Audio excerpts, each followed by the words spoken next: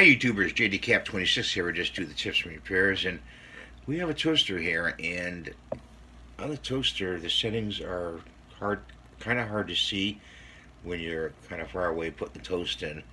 So what you want to do is you want to take your marker, and where the line is on the knob, you want to put a mark like that, okay?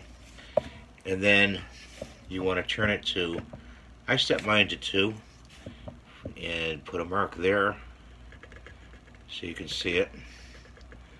Now sometimes these get out of adjustment. This one's already set to 2, so let's put a mark here.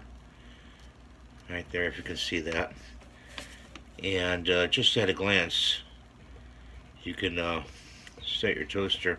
Sometimes the cat hits it, or you move the toaster and it gets out of alignment. You go to toast bread and it's way up to 5.